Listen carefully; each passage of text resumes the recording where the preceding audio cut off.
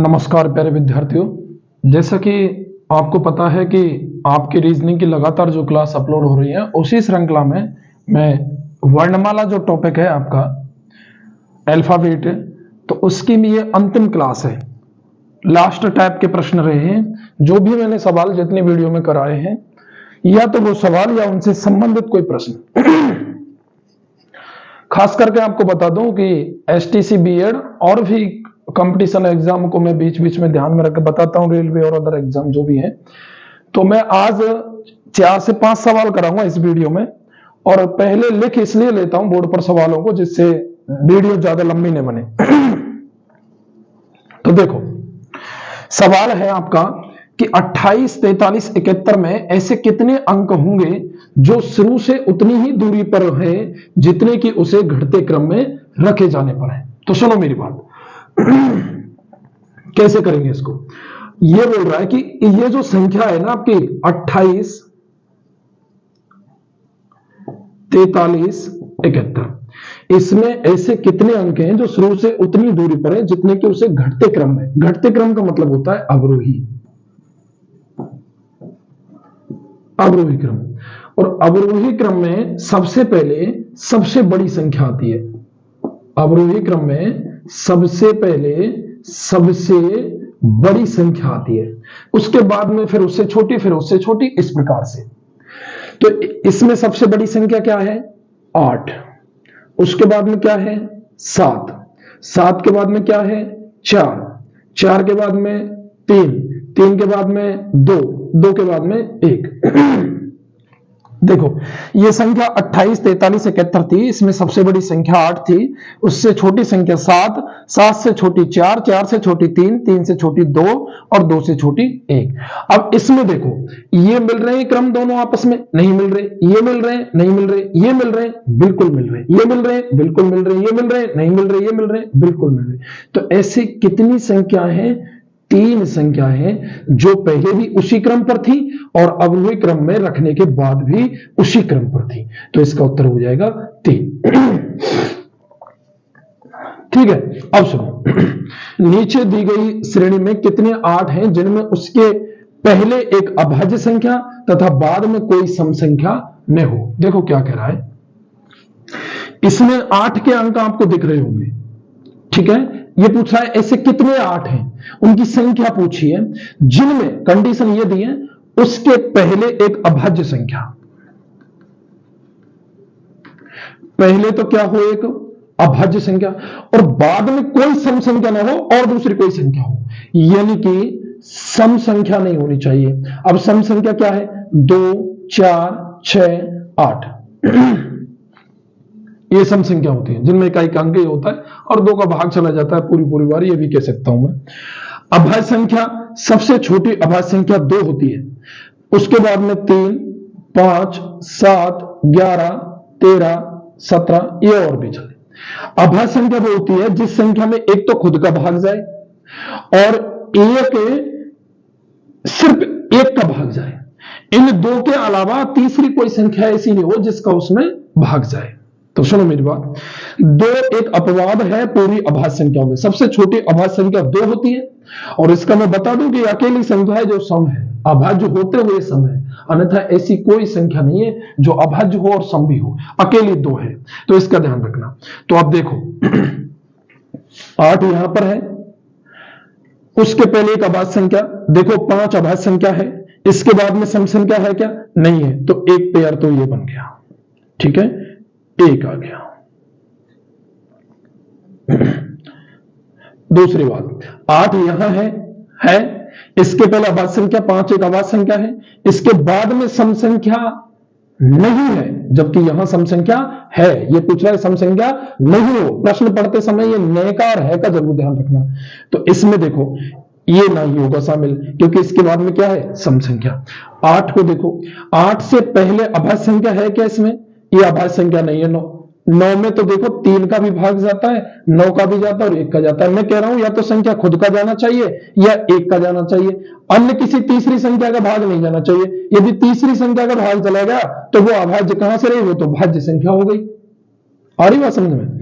तो ये भी नहीं होगा। ये आ जाओ, इससे पहले अभाज्य संख्या है लेकिन बाद में क्या है, सम संख्या, ये भी नहीं है। इससे पहले अभाज्य संख्या है और बाद में सम संख्या भी नहीं है। 3 कैसी है, विषम संख्या है, तो एक ये शामिल हो गया। ठीक है, तो 1 और 1 2। 8 यहां आ जाओ, इससे पहले अभाज्य संख्या है और इसके बाद में सम संख्या नहीं है, एक ये भी 8 शामिल हो गया। ये 8 देखो, पहले अभाज्य संख्या नहीं है 9, मैंने अभी बताया 9 में 3 का भाग जा रहा है, भाग नहीं जाना चाहिए कि 1 के अलावा और कोई संख्या का, खुद का तो जाता ही है खुद का संख्या में, तो इसमें ये अभाज्य संख्या नहीं है, तो ये भी नहीं है, तो 1 2 और 3।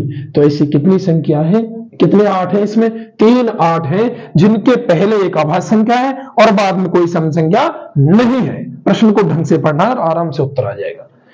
देखो 2-3 प्रश्न और हैं अलग अलग टाइप के जो मैं आपको करा रहा हूं।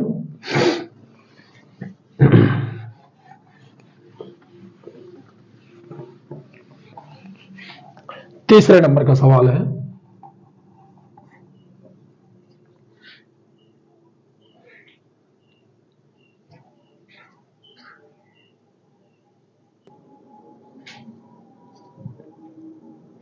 देखो तीसरा और चौथा ये जो 2 प्रश्न लिखे मैंने, नीचे दी गई श्रेणी में कितने ओ हैं जिनके तुरंत पहले टी तथा बाद में क्या है, पी है। मैंने संख्या के रूप में ऐसा सवाल अभी करवाया, ये तुम्हारा वर्णमाला का अक्षर है। तो देखिए आपको क्या देखना है, कितने ओ हैं, ओ देखने हैं जिनके तुरंत पहले टी और बाद में पी, तुरंत पहले और तुरंत बाद में देखना है पी और टी। तो पहले टी और बाद में पी, पहले टी और बाद में पी। देखो पहले टी है, नहीं है, वही तो देखना है। ओ यहां आओ, पहले टी है, नहीं है, पहले टी है, बाद में पी है। ओ फिर देखो पहले टी है, बाद में पी, ये भी है, पहले टी बाद में पी, ये भी है। मतलब ऐसे ओ देख लेते हैं आपको जिनके पहले तो टी और बाद में पी। तो ऐसे कितने, 3 है, कितने, 3 है, 3 ओ है, ये इसका उत्तर हो जाएगा। आगे सवाल है, फोटोग्राफ जो शब्द है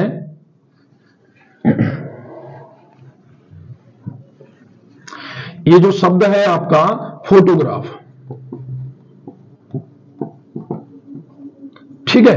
अब ये बोल रहा है कि इसके पहले अक्षर को छठे से, देखो अक्षर 1 2 3 4 5 6 7 8 9 10 अक्षर है इसमें, ठीक है। इसके पहले अक्षर को छठे से, दूसरे को 7वें से, आगे भी यही क्रम चलता रहे तो बाएं से 5वां अक्षर कौन सा होगा। तो बदलो, देखो बहुत सिंपल सवाल है।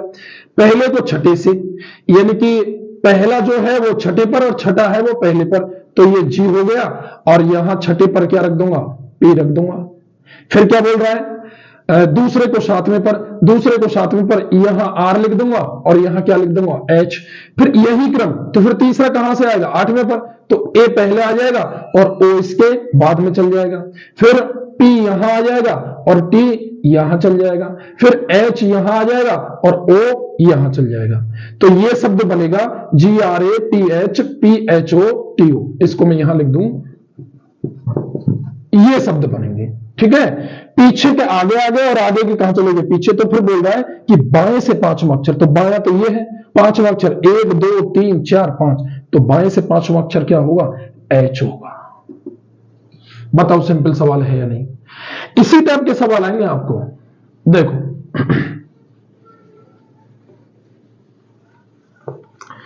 एक, अब मैं लास्ट सवाल बता रहा हूं इसमें, और ये आपका चैप्टर कंप्लीट है आज, ठीक है।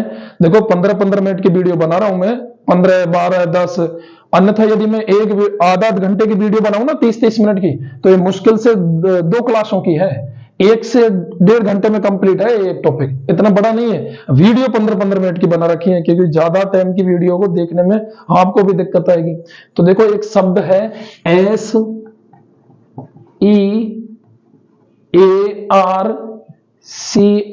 SEARCHES, सर्च में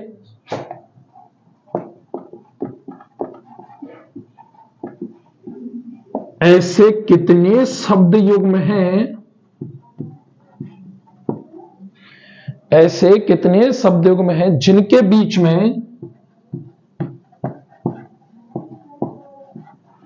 जिनके बीच में उतने ही अक्षर हैं